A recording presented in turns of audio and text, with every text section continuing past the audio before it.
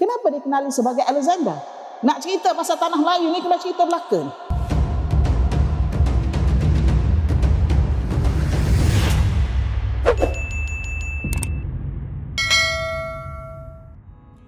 Hujah yang pertama, Ibnu Katsir. Apabila dalam tafsir Ibnu Katsir ada beberapa tafsir yang lain, apabila menceritakan tentang Zulkarnain. Zulkarnain dalam Al-Quran. Jadi sekarang saya dah masa dekat akar tu kita dah beritahu pasal apa Zulkarnain ni sebenarnya. Zulkarnain disebut oleh ahli-ahli tafsir itu bukanlah Alexander the Great dari putera Philip daripada Macedonia dan bukanlah Cyrus the Great. Saya terpaksa sebut di sini ya. Kenapa bukan Alexander the Great? Kerana Alexander the Great itu tidak pernah sampai ke alam Melayu. Kita ada peta di sini. Nanti pihak Demi Melayu akan tunjuk dalam slide ya. Ya, slide ni semua dah ada kat sini. Tidak pernah sampai ke alam Melayu. Even dia sampai ke India pun, sikit je bahagian India. Dia sampai sikit ke India dan tentera dia marah. Mereka sudah terlalu letih. Dan mereka kehilangan banyak tenaga dan keuangan. Jadi mereka, tentera kata kena balik semula. Jadi mereka tak sempat masuk dalam lagi ke India. Kita ada peta itu. Kemudian, orang ini, mengikut kata ahli tafsir, hanyalah hidup 300 tahun sebelum zaman Nabi Isa AS. Betul lah Nabi Isa 1 AD. Jadi Alexander the Great ini 325 AD. Okey. Jadi kata 300 tahun je jarak antara dia dengan Isa. Kenapa dikenali sebagai Alexander? Kerana dia adalah orang yang membuka Iskandar, Bandar Iskandariah di Mesir. Dia tulis dalam kitab tafsir Bani al-Iskandari. Orang yang membina Bandar Iskandariah. Sebab tu nama dia Alexander. Iskandar dalam bahasa orang putih, Alexander. Jadi, bukan orang ni yang datang ke tanah Melayu. Okey, kemudian pergi. Oh, mungkin Cyrus the Great. Cyrus the Great ini dalam 550 BC. Dia 200 tahun atau 300 tahun lebih awal daripada Alexander tadi. Baginda adalah Raja Parsi. Raja Parsi yang amat dipuja oleh orang Yahudi. Kenapa orang Yahudi puja Cyrus the Great ini?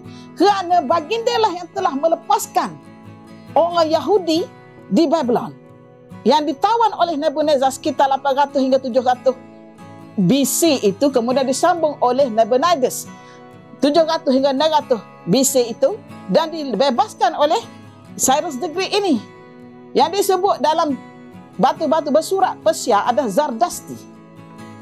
Baginda bukannya beragama Tauhid.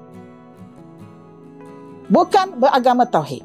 Cyrus the Great ini dalam 550 BC, yang mana baginda lah yang membebaskan orang Yahudi yang ditawan oleh Nebuchadnezzar dan kemudian disambut oleh Nabonidus itu. Dan hasil daripada pembebasan ini, maka pihak Yahudi amat mengagumi beliau sehingga membina patung. Stadium kan, kalau kita pergi dekat Iran memang ada stadium yang patung ada 2 tanduk itu. Dia nak refer kepada Zulkarnain tu, mempunyai 2 tanduk. Jadi orang semua terfikir, kita ni kena tipu lah. Orang semua atas dunia ni terfikir, oh Zulkarnain ni lah, inilah Zulkarnain, Cyrus the Great lah Zulkarnain. 2 tanduk ini melambangkan Syarq wal Maghrib wa Syarq, Timur dan Barat. Ya. Sebenarnya kekaguman Yahudi itu sahaja menceritakan kehebatan raja ini. Siapakah Zulkarnain sebenarnya? Zulkarnain disebut oleh dalam tafsir-tafsir Qurtubi, dalam tafsir Ibnu Katsir, dalam tafsir oleh yang disebut juga oleh Ibnu Hajar, Hafiz Al-Asqalani, semua itu mereka ada sebut tu.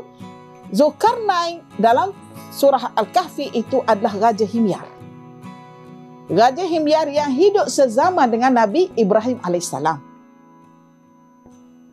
Bila berlaku tu, Ibnu Katsir kata jarak antara Zulkarnain, dia nak cerita pasal Zulkarnain, dia kata jarak antara Zulkarnain ni adalah 2000. Dia kata Zulkarnain ni hidup di zaman Nabi Ibrahim AS, iaitu 2000 tahun sebelum Nabi Isa AS. Kalau dia kata aksar min alfain, maknanya kita kata 2,000, 2,500, 2,700, dia kata. Tapi kita ambil angka 2,000 lah yang kita bincangkan tadi untuk menyenangkan pengiraan. Maksudnya di sini, itulah jarak Nabi Ibrahim alaihissalam. Maknanya 2,000 tu confirm. Jadi, Zulkarnain dalam Al-Quran tu, yang surah Al-Kahfi hidup di zaman Nabi Ibrahim alaihissalam. Dan baginda telah menerima Islam di tangan Nabi Ibrahim alaihissalam. Dan baginda juga telah tawaf bersama-sama Nabi Ibrahim alaihissalam dan Nabi Ismail alaihissalam di Kaabah. Ini disebut dalam banyak tafsir. Antara tafsir Ibnu Katsir, tafsir Tabari, tafsir yang disebut Ibnu Hajar Al-Asqalani itu tadi memang menyebut. Sehingga Ibnu Hajar mengatakan apa? Dia kata, sesiapa yang menganggap bahawasanya Al-Iskandari, Bani Al-Iskandari, yakni orang Alexander the Great dari Macedonia itu, dan Cyrus the Great itu adalah orang di dalam surah Al-Kahfi itu, mereka itu tidak belajar, mereka itu kurang cerdik. Ya. Dan ini mengingatkan Ustazah Yana tentang kisah alam layu.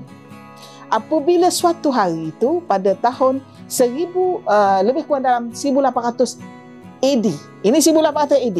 Ingat perjanjian London 1820 oleh Stafford Raffles. Maknanya 1800, sekitar 1800 AD itu Raffles masih ada lagi di tanah Melayu, ya.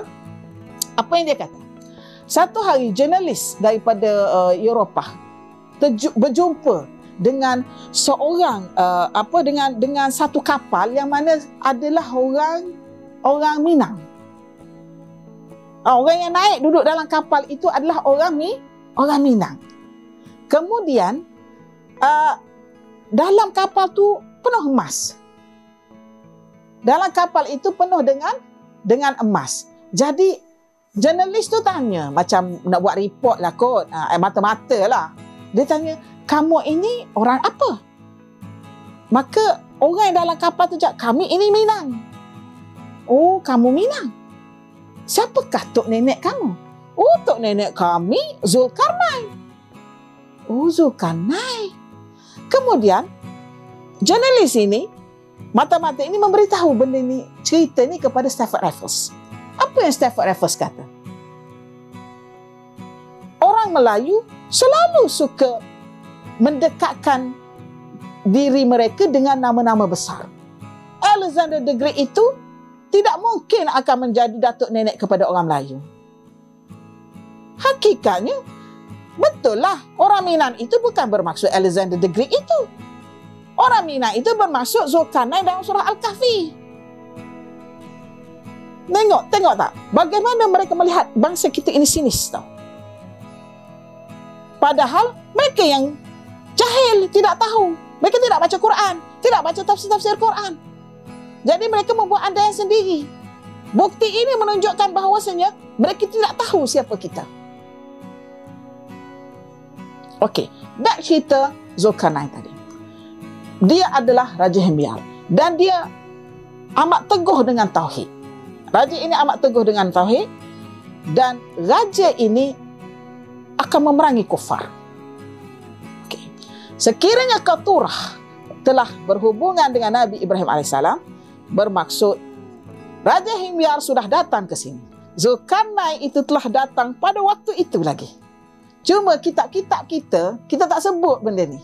Dalam Merah Mahawasa pun tak sebut. Dalam Sulalatus Salatin menyebut apa? Bahawasanya Zulkarnain itu adalah Alexander the Great daripada Macedonia. Ramai orang terkeliru. Saya heran kenapa tak rujuk kepada kitab tafsir. Tafsir-tafsir sudah ada pada waktu itu. Saya agak kemungkinan kebolehan membaca rujukan Arab bermasalah.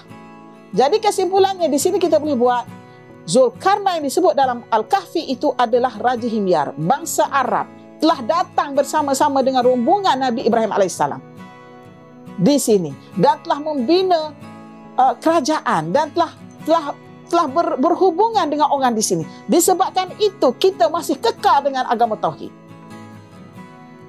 Terjawabkan soalan kan?